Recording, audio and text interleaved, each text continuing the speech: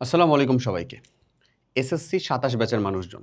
Pre test পরীক্ষা already শেষ হয়ে গেছে অথবা খুব দ্রুতই হয়ে যাবে তুমি যখন এই ভিডিওটা কনটেন্টটা দেখতেছো। আমি আজকে তোমাকে এক্সাক্ট টেস্টের আগে যে ২ টা মাস সময় প্রি টেস্ট থেকে টেস্টের মধ্যখানের এই সময়টার মধ্যে কিভাবে পড়াশোনা করতে হবে, কোন স্লটে তুমি এটাকে ভাগ করে তোমার পুরো ২ বছরের অর্থাৎ ক্লাস 9 এর একটা সিলেবাস যেটার মধ্যে তুমি কিছু গ্যাপ দিয়ে রাখছো।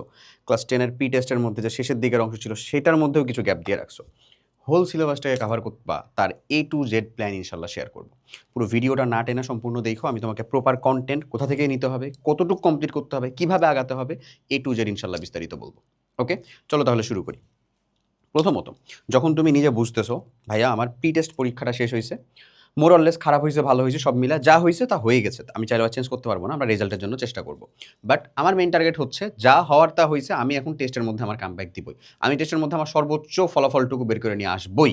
তো সেটার জন্য আমার 9 এর যে বাকি হওয়া জিনিসপাতি, রিভিশন করা জিনিসপাতি সেটুকু কমপ্লিট করতে হবে, ক্লাস 10 এরটুকু কমপ্লিট করতে হবে। এটাই তো আমার মেজর টার্গেট।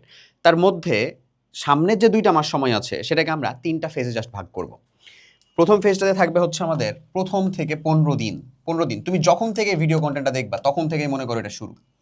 সিম্পলি এটাকে এই ফেজেই নিয়ে যাবা।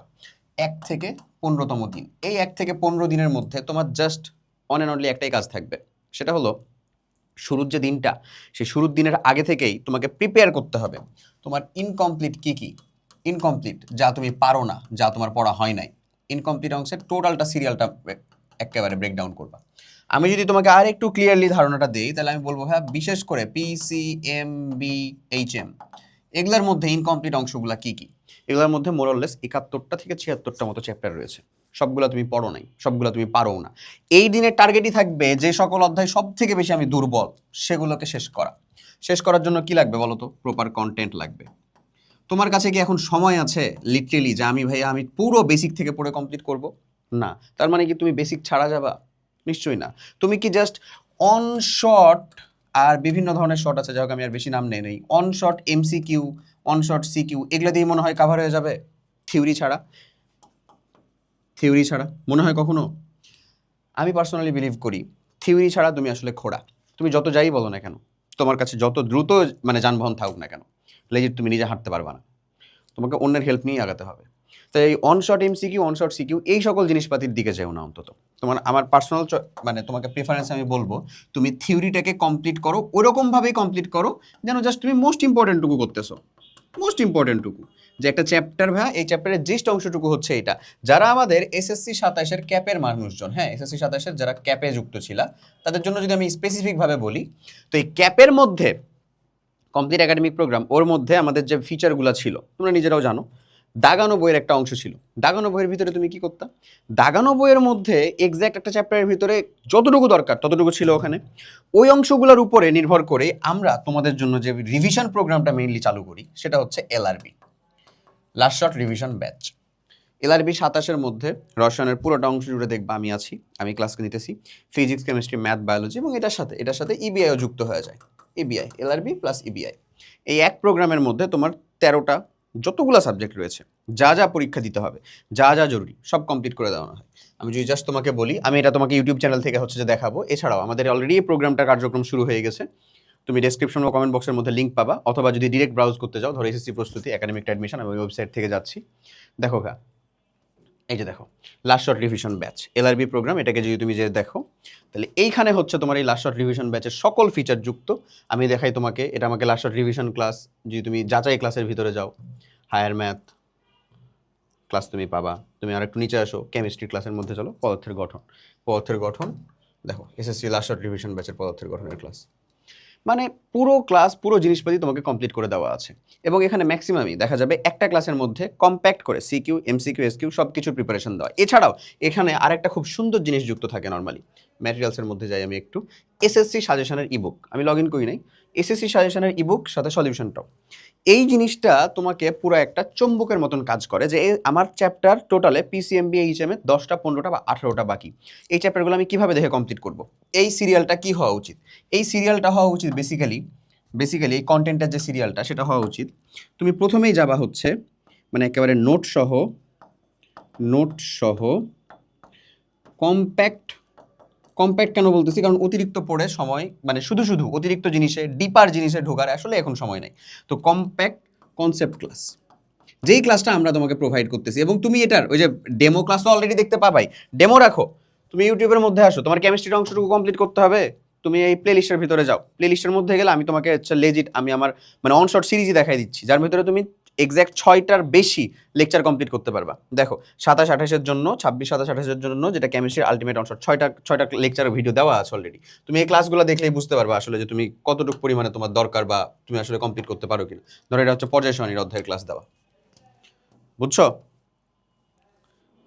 এই কি হয়েছে আবার, আটকে গেছে মনে হচ্ছে। যাই হোক, ক্লিয়ার? তো এটাকে আমরা অফ করি, এতটুকু পর্যন্ত তুমি কমপ্লিট করতে পারবা। তো এক্স্যাক্ট নোট সহ কম্প্যাক্ট ক্লাস, এটা তোমার ফার্স্ট অ্যাপ্রোচ হবে। নোট সহ কম্প্যাক্ট ক্লাস করার পরে তোমাকে ডিরেক্ট যেতে হবে হচ্ছে ভাই প্র্যাকটিসে। তুমি প্র্যাকটিস করে উত্তর করতে পারছো কিনা, প্র্যাকটিসের পরেও যদি সময় থাকে তুমি যেতে পারো হচ্ছে এক্সাম দেওয়াতে। এই হচ্ছে তোমার বেসিক জিনিসপাতি। প্র্যাকটিস করার জন্য যা দরকার সেটাও আমার এলআরবি প্রোগ্রামের সাথে যুক্ত। তোমার কাছে যে গাইড, টেস্ট পেপার বা অন্য কোনো বই আছে, অফলাইনের কোনো বই আছে, সেখান থেকেও করতে পারো।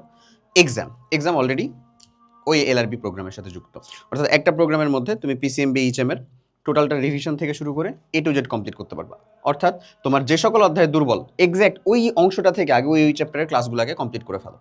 ওকে, নোট সহ কমপ্লিট করো, এবং আমি তোমাকে টার্গেটটা দিই জাস্ট 15 দিন না 8টা ঘন্টা করে সময় দিতে হবে। তুমি এক্স্যাক্ট 120 ঘন্টা এখান থেকে পড়বা, অন 20 আওয়ার্স, এটাই হবে হচ্ছে তোমার এখানকার টার্গেট। ইম্পসিবল না, খুব ইজিলি পসিবল, ফ্লেক্সিবলি পসিবল, যদি তুমি আসলে কর্মঠ হও, যদি তুমি আসলে সর্বোচ্চটুকু দিতে চাও। ওকে, নেক্সট যে স্টেপটা থাকবে তোমার জন্য এবং ইম্পর্টেন্ট, সেটা হচ্ছে প্রতিদিনই রুটিন করে নতুন টপিক শেষ করার পাশাপাশি আগের দিনের পড়া 30 থেকে 45 মিনিট মিনিমাম পড়তে হবে। এটা হচ্ছে নেক্সট 30 ডেজ রুটিন করে আমাকে আবার রিভিশন করতে হবে, যে আমি কিভাবে রিভিশনটা কমপ্লিট করব। রিভিশন কমপ্লিট করার দিন এক একটা চ্যাপ্টারের মধ্যে আমি কতদিন সময় দিব বলো তো?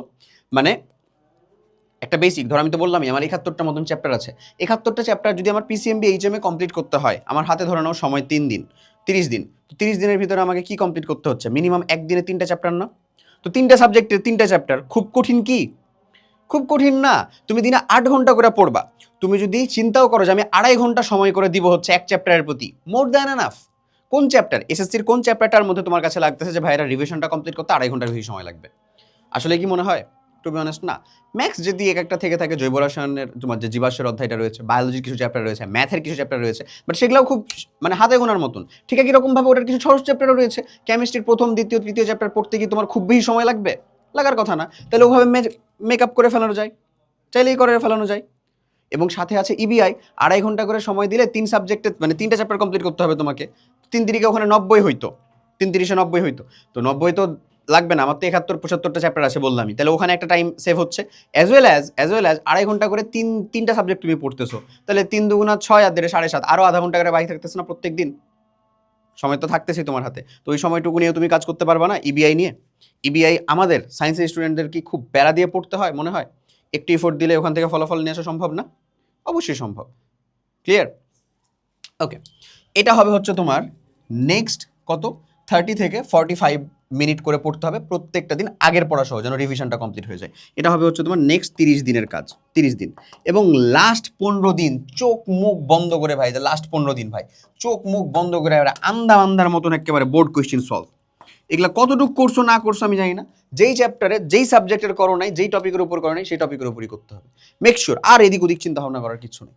আমি একেবারে মানে এখন বোর্ড কোয়েশ্চেন সলভ করব এবং নিজের ভুলগুলা, এই যে আমি যখন হচ্ছে প্রথম দিকে এই যে যেগুলা সাবজেক্টে পারতাম না দুর্বল, ওটা নিজের ভুল একটা।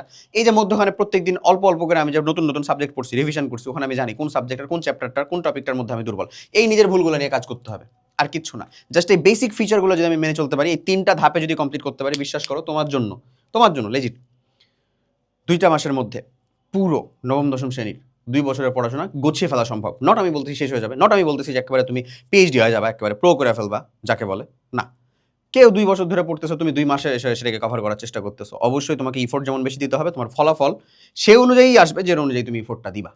আমি কম আসবে বেশি আসবে এগুলোতে যাবোই না বা বলবো না, বাট যে কন্টিনিউয়াস ইফোর্ট দিতে আসে তার জন্য তো আরও সুখবর আছেই, বুঝতেছো আশা করি। ওকে, সো টার্গেটটা এরকম হওয়া উচিত। এখন এই রেগুলার পড়ার যে একটা রুটিন, এই রুটিনটা যদি তোমরা চাও, তাহলে আমি হচ্ছে নিজে অলরেডি একটা টেস্টের রুটিন তোমাকে দিছিলাম আমি, তুমি যদি চ্যানেলের মধ্যে যাও দেখতে পাবা। হ্যাঁ, চ্যানেলের মধ্যে গেলে টেস্টের রুটিনটা দেখতেই পাবা অলরেডি। এটা চ্যানেলের মধ্যে গেলে ভিডিওজের মধ্যে টেস্ট পরীক্ষার জন্য যে রুটিনটা, এটা আমি দেখি এর সাথেও যুক্ত করে দিব, যে তোমরা যে টেস্ট পরীক্ষার জন্য কিভাবে পড়াশোনা করবা। হ্যাঁ, তো অর্ধবার্ষিক পরীক্ষা যেগুলো সাজেশন দিছিলাম তা তো দিছি। থাম, আমি তোমাকে যদি টেস্ট পরীক্ষার রুটিনের কথাটা বলি, 4টা কাজ করবা। টেস্ট পরীক্ষার রুটিনটা বেশ কয়েকদিন আগে দিছিলাম, মানে প্রি টেস্টের পরে তুমি কিভাবে হচ্ছে টেস্ট পরীক্ষার রুটিনটাকে কাজে লাগাবা।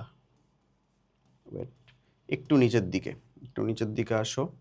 ওটা ওই যে একেবারে এরপরে দেওয়া হয়েছিল, মানে ঈদ পর পর আর কি। SSC 27 টেস্ট পরীক্ষায় প্রি টেস্টে কাম দেওয়ার complete A to Z complete road map. আচ্ছা, আমি এটাকে আগায় দিব।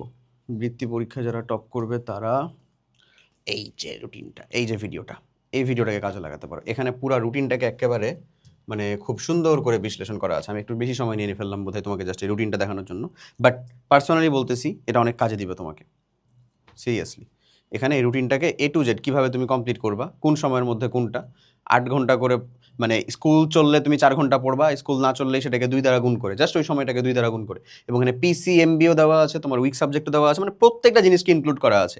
এই রুটিনের ভিডিওটা দেখলে আমি তোমাকে বলবো একেবারে, মানে যে বলে না এমবি ফেরত ভিডিও, এমবি ফেরত, তো অনেকটা ওই রকম আসলে। তুমি তোমার টোটাল ইনসাইটটা পেয়ে যাবা যে কীভাবে এটার একটা পারফেক্ট রুটিন বানানো যায়। ওকে, তো আজকে এ পর্যন্ত তোমাকে এতটুকুই বলবো। কন্টেন্টের জন্য হলে অবভিয়াসলি আমাদের এলএলবি রিভিশন প্রোগ্রামের সাথে যুক্ত হতে পারো। সবগুলো দেওয়া আছে, অ্যাপের মধ্যে ক্লাস করবা, কোনো প্রকার কোনো ডিস্ট্রাকশন নাই, সকল নোটিফিকেশন অফ করে। ঠিক আছে, নিজে ক্লাস করো, নিজেকে হেল্প করার চেষ্টা করো, ইনশাল্লাহ সৃষ্টিকর্তা তোমাকে হেল্প করবেন। দেখা হবে বিজয়। আল্লাহ হাফেজ, আসসালামু আলাইকুম।